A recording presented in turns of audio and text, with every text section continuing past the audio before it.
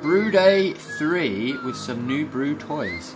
So I have got, for my cooler, I got a pump. So I'm going to whack some ice in there. So when I'm cooling down the wort, I'll use that. I've also got a water urn to heat up my sparge water to 67 degrees. I'm well under, oh, that's nearly boiled, that's nearly ready. Well underway with sorting out all of my different hops, because this selection has quite a complex hop schedule there, so quite a lot of different stages for the hops. It's going to be backwards because I've got this on selfie mode. Good idea, Nick, well done. Right, and what we should see is that is bonging away because my strike water is up to temperature, that's the word. So I best put my stuff in it. Cool. Righty ho. So, ow, hot. So that is up to temp. I've just added all of my grains. Take that bit off. Put this cover on. And try and push that down a touch. It's hot. So that's pushed down. Then I might get my spoon and just give it a little nudge extra, just to make sure that these oats are down. Perfect. I've just done what you're not supposed to do and pushed it at the corner, which means a lot of the oats will have just escaped the trap, but never mind. Still got to go down. So then that's on. My timer's ticking down, so it's taken me 3 minutes to get all of those in and mixed. But never mind, we'll put the lid on. Where's my pipe? There it is. Ugh. Try that in there. Sorry about the camera work. Ugh. Ugh. That and there, right? So now water's going to come out of here, over there and over the top and circulate, with all being well. And it should all settle down. So there you can see water's coming out. So I'll come back in a couple of minutes and you will see that it's, what do we call it, a lot darker. Actually, it shouldn't be too dark because it's an American Pale Ale that we're making today.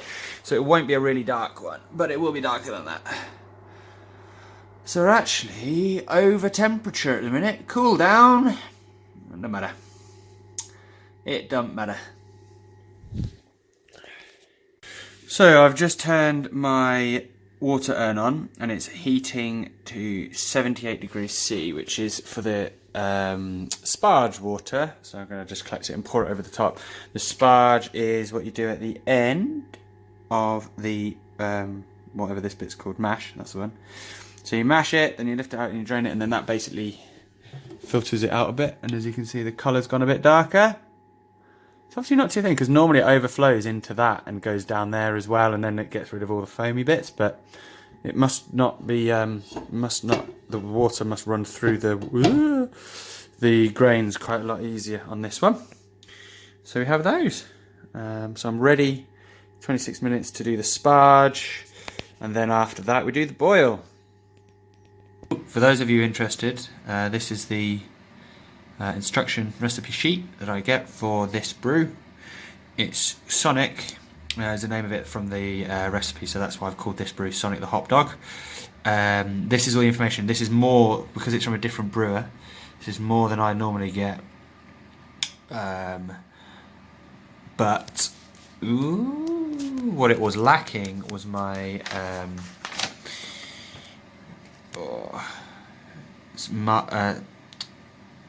wort schedule, mash schedule, sorry. See, it says full mash, no schedule chosen. Brilliant. So I contacted the people who I buy it from, which is Brew UK, and their customer services is exceptional. So they just sent me instructions just there and then of what to do and how to do it. So I followed that. And yeah, we'll see. These figures, the OG is original gravity, final gravity is what we're aiming for. So that will give us an ABV of something. There it is, 5.1%. And we will see what happens, whether I get in remotely close to those values. I imagine not, because I haven't done so far. But oh well, the beer's tasted good. Just checking on my sparge water. I'm not sure if you'll be able to see that. but it looks to me to be at about 7. Oh, it's still going. Well, it should be because it's still fucking heating, you moron. Yeah, it's getting there. So it's meant to be 77, I think I said. 77 or 78, something like that. I'm not going to worry about a couple of degrees here or there. Now, recently I've read bits that the sparge water doesn't actually need to be heated to affect efficiency, which is I think is the amount of like sugars and things like that you get out of your grains. I think that's what it is, but I'm not sure. But I'm going to do it anyway because A, I just bought this freaking urn with Christmas money, and B, I want to do things as properly as possible because it's more fun that way for me. So yeah, so that's the sparge water looking like it's nearly at temperature with 8 minutes left. So 3 minutes from the end and we've got a lovely coloured brew. You can see what I mean by it going over the top and down the central channel now. That's what it usually does towards the end. Well, usually earlier actually, but it's quite hypnotic, I find. So as you can hear, that bonging tells me that the mash is done. There is an auto function so that it then goes on to the next stage, but I quite like doing it with my own sort of control, to be honest. I don't really trust it, and it seems to... It will work, I'm sure, but it's just nice keeping on top of each stage so I don't forget bits. Okay, so put that handle in there, lifted the central bit, which has all of the grains in, and as you can hear, it's draining down. So this is a bit where in a mow, when that's finished draining, I'll take this out. When that's finished draining, that's when we add the sparge water over the top. So now we're doing the sparge water. So I've added 2 litres. I started off with 23 pre-boil, which is the next stage. It should be at 26 litres is what that recipe, what that recipe says. I'm actually going to take it to 27 to start with. Because from past couple I know that at least a litre stays in and I want to make as much as possible. Ugh! And coming out from into my fermentation vessel I want 23 litres. So I've poured 3 in, I'm going to do another and then I'm going to have a peek under here to see, if it's approximately at 27 litres because obviously during the mash we would have lost some of the water. So I've removed these parts here from my stack of which holds this on, and I'm pushing this down. I just had that idea because then I can squeeze out the rest of the nice juices. Yum yum yum yum yum. I think that's all I'm going to get out of it. So what we do now, put my handle back in, lift, dump. So I've got that in there. That is going to boil. Let's see how much we've got. Probably about 28 litres ish there. Quite a few grains have got through, so I might get a filter and just might get a sieve and sieve out some of that because I don't want them floating around. And then then I'll show you the boiling bits. So I've got a sieve and I took the top layer of grains out. A little bit of more info for you if you wanted it. I've got a spray of water because the risk of during boil, there's a risk of it over boiling where foam just comes out and just goes and goes everywhere, and apparently that's an absolute nightmare to clean up because if you imagine that stuff in there is proper sugary, so cleaning that up is horrible. I mean, if you actually get any of that water anywhere, it's really it dries really sticky.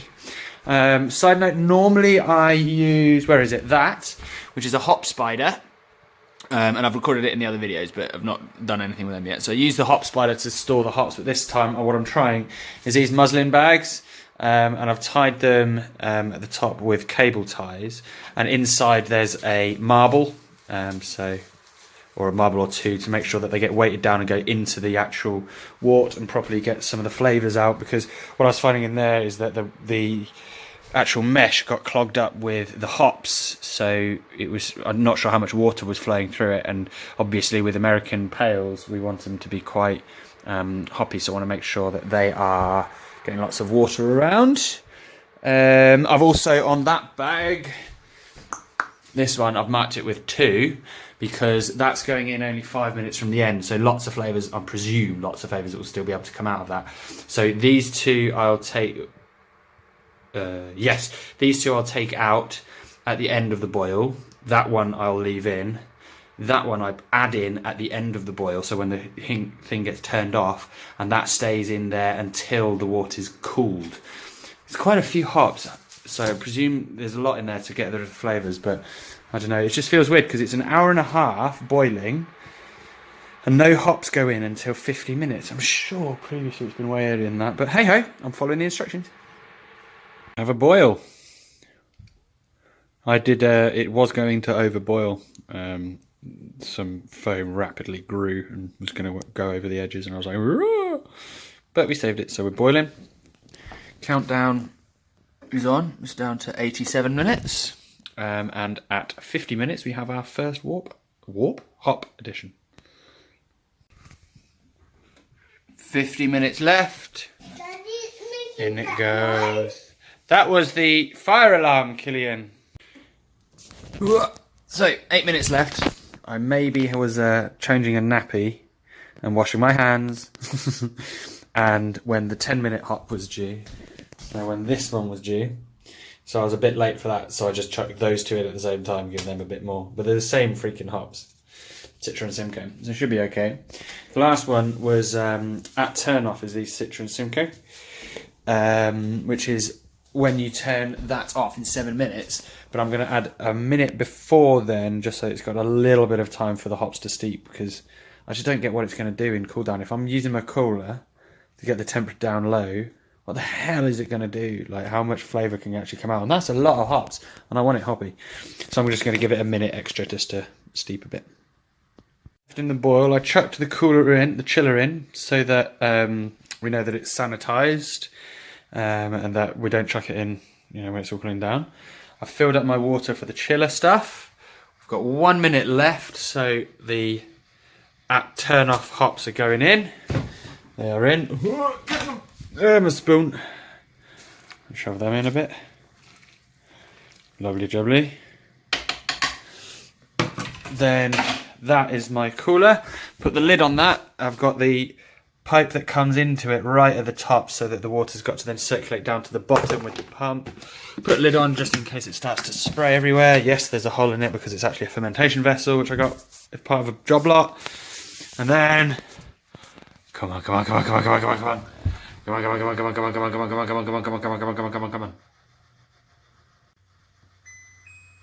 And so that's stopped now. I could take the other hops out, and normally I have done, but this time I figure, what's the point? I'll just turn my water pump on. Ugh.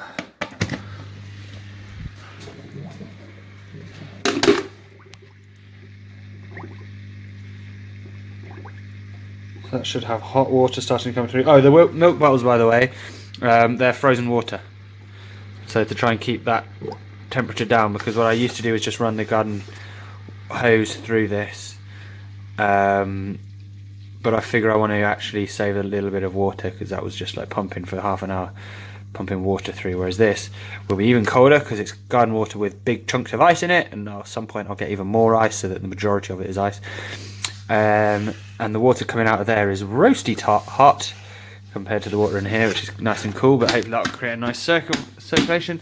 And then you can see how quickly that is dropping. So it's already 10 degrees since I started this.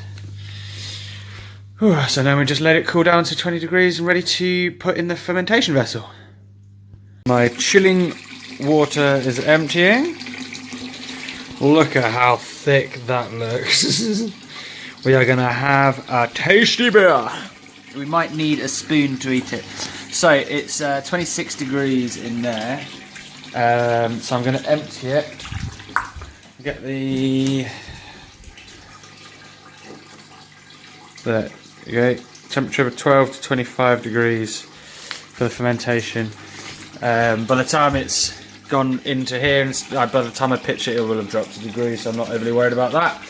I might leave it for a second there as well, just to cool down. So now, as we empty the wort, please go in the right hole. As we empty it in, we want it to fall down and get some splash. That's definitely off. Cool. Yeah, we want it to get some splash because that puts enough oxygen in the water for the yeast to nom on. So although you do run a risk of oxidisation, doing it this way, at least it's got some in there. I mean, what a lot of people do is they put a pipe from there down to the bottom so that there's no oxidation. Oh, so there's no actually hitting the air just as it's passing through. But then they, whirlpool it when it's in there. So I'm going to still whirlpool it when it's in there, but I figure there's a lot of oxygen. And I did this for the previous 2 brews and it didn't contaminate. So I'm just going to hope it doesn't contaminate this time either. So, just done a whirlpool. This line here is 23 litres. So we are just under it. So I got off, I was hoping, if I'm honest, I was hoping to have gone a bit higher. But maybe that means I'll get the gravity right. If we've got the actual numbers proper. I'm just opening up the yeast. Done a whirlpool. Then we pitch the yeast. So chuckle that in there. Some say that you should activate it by you just put it in a bit of water and things like that first. Others say that no need. I haven't done in the past, and I've never had a problem. The only problem this time is that I've just remembered that I was going to leave it for a bit longer to make sure it cooled down. So fingers crossed I haven't just killed all the yeast by making it too hot. Where's my spoon gone? Oh yeah, it's in there. So, let me get our spoon. And give it another bit of a spin. Make sure all that yeast gets down where its food is. Nom nom. Again, apologies for my poor camera work. It's quite hard to do when you are concentrating on several things. So camera, stirring and talking apparently is my limit of amount of things I can concentrate on at once. Okay, and working out the original gravity. There. Ooh, yeah. So it is 1.01234.8. So it's maybe I'm putting it for 9. It's quite hard to see. But see that dark line on the that dark line on the 5. It drops just below the water level. There. So I'd say it's 1.048. And our target original gravity is 1.045. So I'm pretty close. That just means we're going to have stronger beer, as long as I haven't just killed the yeast. Go me. Good news, everybody. I didn't kill the yeast. We have yeast farts. Yay. So we have Sonic the Hopdog. Original gravity 1.048. Possibly 049. Fermenting away nicely. Excellent. Solid enema. Finished brewing him today. Both tucked away in a nice little cupboard with a radiator to keep them warm. And we'll have them at the Feb Fest. See you soon, guys. Toodles.